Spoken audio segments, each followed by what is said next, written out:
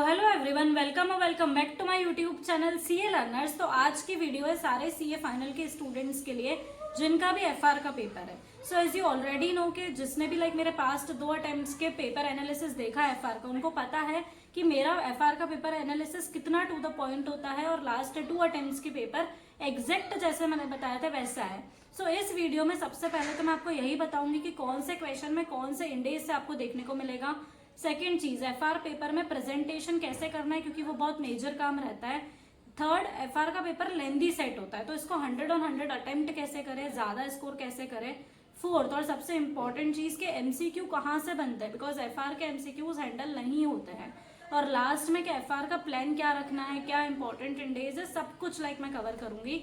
सबसे पहले स्टार्ट करते हैं कि एफआर का पेपर का फॉर्मेट कैसा दिखता है। अगर आपने ऑलरेडी मेरी वो वीडियो देख रखी है, आप इसको थोड़ा सा आगे स्किप करके आगे बढ़ा सकते हो, ठीक है। इस वीडियो को थोड़ा आगे ले जाओ। सबसे फर्स्ट क्वेश्चन आता है बिजनेस कॉम्बिनेशन और कंसोलिडेशन से, जिसमें बिजनेस कॉम्बिनेशन के ज्यादा चांसेस है आने के। सेकेंड क्वेश्चन का first part financial instruments 10 marks, हमेशा बुक का क्वेश्चन ही मिलता है। सेकेंड क्वेश्चन का सेकेंड पार्ट आता है इंडेज 113, 10, 34। आप इसको नोट डाउन करते रहो, मैं थोड़ा सा फास्ट बोल रहा हूँ, आप इसकी स्पीड स्लो करो, नोट डाउन कर लो। थर्ड क्वेश्चन का फर्स्ट पार्ट आता है इंडेज 102 से, साथ ही में इंडेज 19 के 2-3 क्वेश्चंस इंपॉर्टेंट है, जो वेस्टिंग नॉन वेस्टिंग वाले क्वेश्चंस है ना, जिसमें हमको लीव्स कैरी फॉरवर्ड करनी रहती है। तो जो डिफाइंड असेट वाला है वो ऑलरेडी आ चुका है पहले, तो जो लीव्स वाले क्वेश्चन है वो इंपॉर्टेंट है। थर्ड क्वेश्चन का सेकेंड पार्ट आता है 6 मार्क्स का, इसके लिए इंडेज 16, 38, 40 और 105, ये 4 इंडेज बहुत इंपॉर्टेंट है। फोर्थ क्वेश्चन का फर्स्ट पार्ट आपको मिलेगा इंडेज 116 से, यहाँ पर जर्नल एंट्रीज भी पूछी जाती है 8 मार्क्स का। फोर्थ क्वेश्चन का सेकंड पार्ट आता है इंडेज 41, 20, 12, ये तीनों ज्यादा इंपॉर्टेंट है इस बार। फिफ्थ क्वेश्चन का फर्स्ट पार्ट इंडेज 115 से आता है 5 मार्क्स। सेकेंड पार्ट आता है इंडेज 101 और analysis of financial statements 5 marks. और थर्ड पार्ट में 2 ऑप्शंस आते हैं, 2 क्वेश्चंस आएंगे, इसमें से एक अटेम्प्ट करना रहता है। तो इन 2 ऑप्शंस में आपको थ्योरी चैप्टर्स ही मिलेंगे। Chapter 1 introduction, chapter 2 conceptual framework और इंडेज 1 प्रेजेंटेशन, इन 3 में से 2 क्वेश्चंस आपसे पूछेंगे, जिसमें से एक आपको अटेम्प्ट करना रहेगा। सिक्स्थ क्वेश्चन का फर्स्ट पार्ट आता है अकाउंटिंग टेक्नोलॉजी प्रोफेशनल एथिक्स में से 5 मार्क्स का। सिक्स्थ क्वेश्चन का सेकेंड पार्ट आता है इंडेज 16, 38, 40, 105, जो ऊपर लिखे हुए उसमें से एक ऊपर आ जाएगा, एक नीचे आ जाएगा। थर्ड पार्ट आता है 4 मार्क्स का, ये रहेगा इंडेज 113, 34 और 10, जो ऊपर लिखे हुए ऑलरेडी उन्हीं में से। 2 इंडेज रिपीटेटिव मोड पर आते हैं, कौन कौन से इंडेज 33 और 36। अब जितने मैंने बताया है उतने इंडेज भी अगर आपने अच्छे से कर लिया आपका काम बन जाएगा। साथ ही में फिफ्थ क्वेश्चन एग्जाम में स्किप करने का होता है। इसी के बाद मैं आपको पेपर अटेम्प्ट करने की सीक्वेंस भी बता देती हूँ। वहां पर 3 घंटे का जो हमको टाइम मिलता है ना, 3 आवर्स का टाइम, उसको कैसे यूटिलाइज करना है। स्टार्टिंग के जो 15 मिनट्स हमको रीडिंग टाइम मिलता है, हम बहुत श्योर है कि हमको तो फिफ्थ क्वेश्चन ही स्किप करना है, तो आप फटाफट फिफ्थ क्वेश्चन में देख लेना कि इंडेज 115 से है, सेकेंड पार्ट 101 और एनालिसिस ऑफ फाइनेंशियल स्टेटमेंट का है, थर्ड पार्ट थ्योरी चैप्टर्स का। अगर ऐसा ही फ्रेमवर्क रहता है तो फिफ्थ क्वेश्चन स्किप करना है। ये एक चॉइस हमने स्टार्टिंग के 1 या 2 मिनट्स में ले ली है।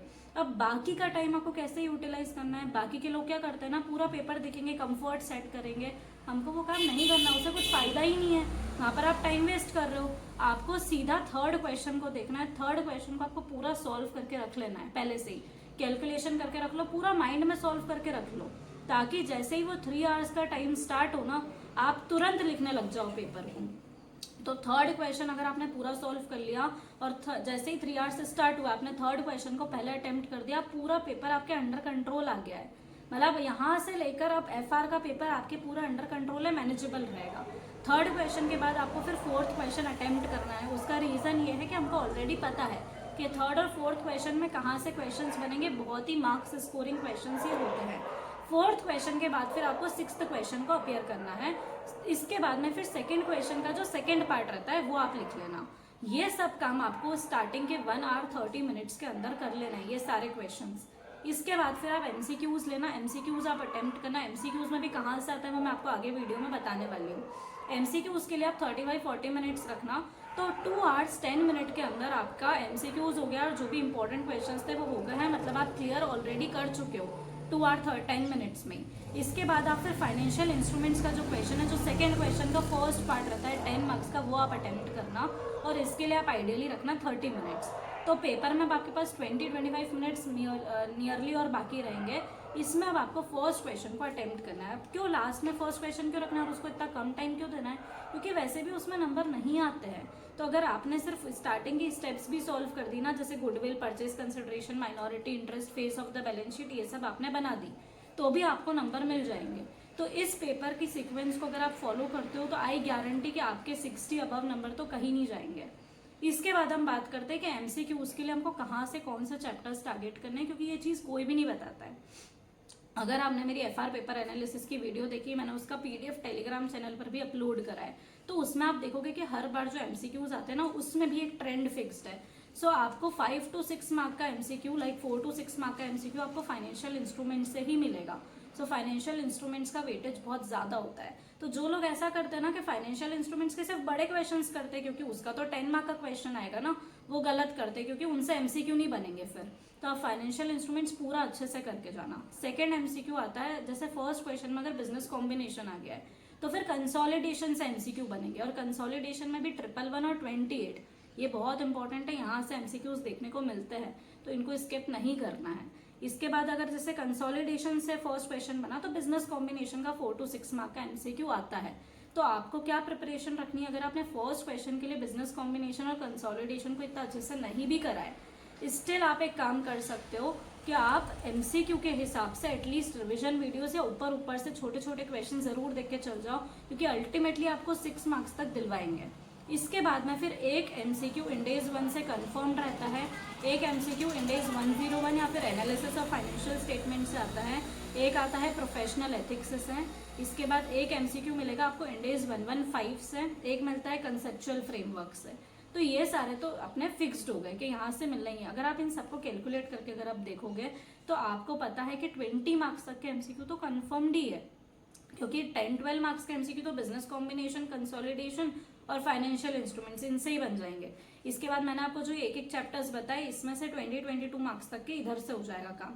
बाकी के बच्चे जो 10 मार्क्स के एमसीक्यू है वो आपको देखने को मिलेंगे शॉर्ट इंडेज से, क्योंकि एफआर में बहुत सारे इंडेज रहते हैं ना, तो जो उन्होंने ऊपर डिस्क्रिप्टिव में इंडेज कवर कर लिए वो अब वापस से नीचे वो कवर नहीं करने वाले। तो जो भी लेफ्ट इंडेज है, जैसे हो गया 108, जैसे हो गया 8, 24, 2 हो गया, तो ये सारे इंडेज आपको देखने को मिलेंगे, 37, 20 वगैरह, ये सब आपको देखने को मिलेंगे फिर एमसीक्यू में। तो इसके लिए आपकी सिंपल स्ट्रेटेजी रहनी चाहिए कि जो भी इंडेज को आप स्किप कर रहे हो ना, उसको आप कंप्लीटली स्किप मत करो।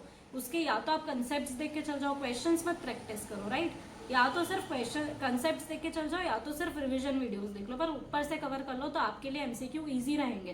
क्योंकि एफआर के एमसीक्यू नहीं बनते हैं, और जिन लोगों से एमसीक्यू नहीं बनते ना, उन्हीं का फिर मार्क्स जो है वो कम आते हैं। तो एफआर में नंबर कम आने का रीजन ही एमसीक्यू रहता है। आप अपना एमसीक्यू में स्कोर बढ़ा लो तो आपका बिंदास काम हो जाएगा। इसके बाद में फिर नेक्स्ट क्या, आपको पढ़ने की अप्रोच कैसी रखनी है, क्योंकि हमारे पास 2-3 दिन ही बाकी है एफआर के पेपर में, तो हम कैसे पढ़ाई करें। तो अप्रोच आपको सिंपल रखनी है। मैंने आपको 5 डेज का प्लानर प्रोवाइड करा है, अगर आपने वो वीडियो मेरी नहीं देखी है तो आप 1.5 डे की प्लान की वीडियो में वो मिल सकता है आपको, या तो मैंने टेलीग्राम चैनल पर भी पीडीएफ दे रखी है। उसमें मैंने जो भी इंपॉर्टेंट इंडेज बताए हैं, इवन मैंने आपको अभी स्टार्टिंग ऑफ द वीडियो में क्वेश्चन वाइज जो भी इंडेज लिखवाए वो सब इंपॉर्टेंट इंडेज है। तो उन इंपॉर्टेंट इंडेज में आपका सिंपल काम होना चाहिए कि जितने भी एलडीआर क्वेश्चंस है उसको आप कैलकुलेटर पे करो, उसको आप स्क्रिबलिंग करके करो, लेकिन बिना आंसर देखे। लोग क्या करते हैं ना, आंसर देखा और फिर क्वेश्चन देख लिया, वो तो आपने अपना दिमाग लगाया नहीं ना, वो तो देख के तो हर चीज आ जाएगी। बिना देखे आप कैलकुलेटर पर सॉल्व करो, और हर एलडीआर क्वेश्चन में जो भी एलडीआर क्वेश्चन है उसमें से एटलीस्ट हर इंडेज में 2 to 3 क्वेश्चन से खुद से पूरा लिखकर आपको देखना है। इसके अलावा जो इंपॉर्टेंट इंडेज है उसमें एलडीआर क्वेश्चन के अलावा भी जो क्वेश्चंस बच रहे हैं ना, उसको भी आप देखकर जरूर जाओ। देखकर कैसे जाना है, क्वेश्चन भी देखा, आंसर भी देखा, बहुत कम टाइम लगेगा। एक इंडेज में 20-25 मिनट से ज्यादा नहीं लगने वाले हैं, पर ये आपकी बहुत हेल्प कर देगा। नेक्स्ट फिर जो इंपॉर्टेंट इंडेज के अलावा इंडेज है उसमें आपको सिर्फ एलडीआर क्वेश्चंस को देख लेना है एमसीक्यू के हिसाब से, ठीक है। क्वेश्चंस भी देख लो, आंसर भी देख लो, ताकि वो फटाफट खत्म हो जाए। आपकी स्ट्रेटेजी सिंपल होनी चाहिए कि आपको 3 जनवरी कल तक अपना कोर्स एक बार का पूरा खत्म करना है। 4th आपके पास पूरा बाकी रहना चाहिए। इसमें आपको इस अटेम्प्ट का जनवरी 26 अटेम्प्ट की जो आरटीपी और एमटीपी आई है वो जरूर देख के जाना, ये मेरी बात मानना, क्योंकि एमटीपी 1 में जितने भी इंपॉर्टेंट इंडेज मैंने बताया ना, उन सभी से आपको क्वेश्चंस देखने को मिलने वाले हैं। सभी के क्वेश्चंस उसमें है, तो वहां से क्वेश्चंस रिपीट होने के चांसेस है। तो एमटीपी 1 जरूर से कर लेना। आरटीपी में भी एडिशनल क्वेश्चंस आए हैं। अगर आपसे खुद से आरटीपी नहीं हो पा रही, बहुत सारी वीडियोस यूट्यूब पर अवेलेबल है।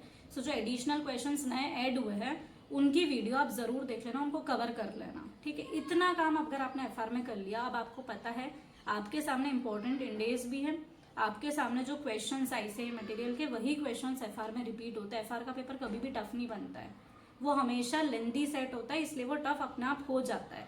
तो अगर आपको सिर्फ क्लियर करना है ना एफआर में, आपको लग रहा है कि यार मुझसे नहीं हो पा रहा है, तो मैंने जो क्वेश्चन स्पेसिफिक एनालिसिस बताया सिर्फ उतने इंडेज पकड़ो, उसमें सिर्फ एलडीआर क्वेश्चंस करो, जितने क्वेश्चंस है उसको अच्छे से देख लो और एमटीपी सॉल्व करके चल जाओ। इतना भी आपने कर लिया, आप क्लियर करने से आपको कोई नहीं रोक सकता है। और अगर आपको एग्जामिशन वाली तैयारी करनी है तो मैंने जितने काम बताए इस वीडियो में उसको आप एग्जैक्ट फॉलो करो और फिर मुझे आकर कमेंट करना कि आपका एफआर का पेपर कैसा गया, ठीक है। सो आज की वीडियो अगर आपको पसंद आई हो तो वीडियो को लाइक करना ना भूले, चैनल को सब्सक्राइब करना ना भूले। So thank you so much for watching, bye.